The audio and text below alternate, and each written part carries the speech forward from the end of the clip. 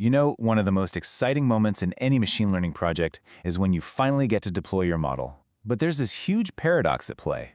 A model can look absolutely perfect in the lab, with incredible accuracy, but the second it hits the real world, it can just completely fall apart. And it turns out that deploying an AI system brings on two massive, totally different kinds of challenges: the statistical problems and the software engineering problems. So that really gets you thinking, right? Why is it that launching a model feels like you've crossed the finish line, but in reality, you've just stepped onto the starting line of a whole new race, one that's filled with problems you never saw coming? What is it about the real world that's so different from the clean, controlled environment where the model was built? In this slide right here, this just lays it all out perfectly. In the lab, you're working with data that's clean, stable, you know exactly what's in it. And yeah, your performance metrics look amazing. But then you go to production and the data is messy, it's unpredictable, and it is constantly changing. So what happens to that beautiful accuracy you were so proud of? It starts to drop, sometimes slowly, and sometimes it just falls off a cliff.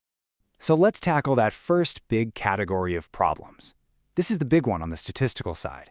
The very ground your model was built on is constantly shifting. The data you trained it on isn't the data it's going to see for the rest of its life. Okay, so the first type of shift we need to talk about is called data drift. All this means is that the basic properties of your input data start to change. A simple way to think about it is this: the actual stuff your model is seeing in the real world, is just not the same as what you showed it in training.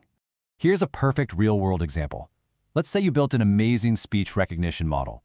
You trained it on millions of audio clips, right? But then a new generation of smartphones comes out and they all have slightly different microphones. All of a sudden, the audio data, your input, sounds different. Your model, which was an expert on the old microphone data, starts getting things wrong. That, right there, is data drift. Now for the second problem, which is a little more sneaky: concept drift. This isn't about the input data itself changing, but the relationship between the input and the correct output changing. The meaning of the data, what it's supposed to tell you, has fundamentally shifted. A really great way to get your head around this is with housing prices. So your model predicts house prices based on their size. The input is square footage, the output is the price. For years, it works like a charm. But then, boom, major inflation hits. Now the exact same size house, the input hasn't changed at all, is worth way, way more. The underlying concept, that relationship between size and price, has drifted. So let's just put them side by side to make it super clear. With data drift, the input itself, what we call X, changes. Think new microphones. With concept drift, the connection between that input, X, and the right answer, Y, changes. Think inflation making that same house more expensive. The scary part, both of them will quietly destroy your model's accuracy. And it's really important to remember, this drift isn't always some slow, gradual thing. Sometimes it's a massive, sudden shock to the whole system. I mean, COVID-19 is the perfect example. Almost overnight, people's shopping habits were turned upside down. This sudden shift in behavior absolutely wrecked countless credit card fraud detection models because what used to be a red flag for fraud suddenly became completely normal behavior. Okay, so we've waded through the statistical minefield, but believe it or not, that's only half the story. Now we've got to turn to the second major hurdle, the software engineering blueprint. This is all about how you actually build the system that's going to serve up your model's predictions to real people. One of the very first decisions you have to make is whether you need real-time predictions or if batch predictions are okay. So if you're building a voice assistant, you need that answer instantly. That's real-time. But if you're just analyzing patient records to spot long-term trends, that can totally be done in a big group or batch overnight. This choice completely changes how you build your software. Next up, where does the model actually do its work? If you run it in the cloud, you get access to almost unlimited computing power, which is awesome for super accurate models like those fancy voice assistants. But what if your model needs to do visual inspection on a factory floor where the internet connection is spotty at best? Well, in that case, you deploy it at the edge, right there on the device itself, so it keeps working even if it goes offline. Now, this is where your priorities really shift from the lab to the real world. Suddenly, it's not just about accuracy anymore. Now, you're obsessed with things like latency. How fast can you get a prediction? Throughput. How many requests can your system handle every second? And of course, for any real application, security and privacy are absolutely non-negotiable. To make that idea of latency real, just think about this. When you ask your phone a question, you expect an answer in, like, half a second.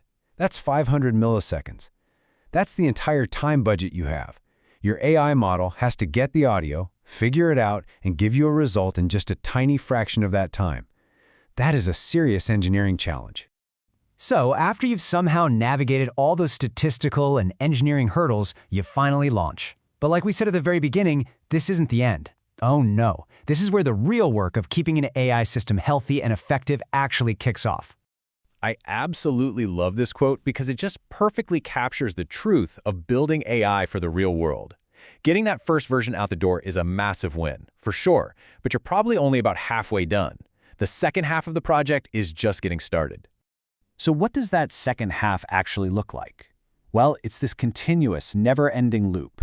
You have to constantly monitor your model's performance out in the wild. You need systems that can automatically spot when data and concept drift are happening. Then, when performance starts to dip, you have to retrain the model on fresh, relevant data. And finally, you have to carefully redeploy that new and improved model. And then, you do it all over again. All right, we have covered a ton of ground here, from shifting data all the way to engineering blueprints and this endless loop of maintenance.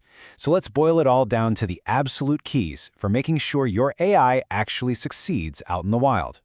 So here are the big things to take away. First, a successful deployment means you have to master two completely different worlds, statistics and engineering. Second, you have to be constantly on guard against data and concept drift. They are the silent killers of your model's accuracy. Third, those big system design choices you make up front, like real-time versus batch or cloud versus edge, they are critical and will affect everything later.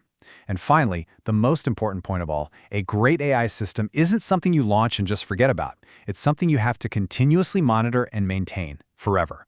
And that really leaves us with a final thought, something to chew on.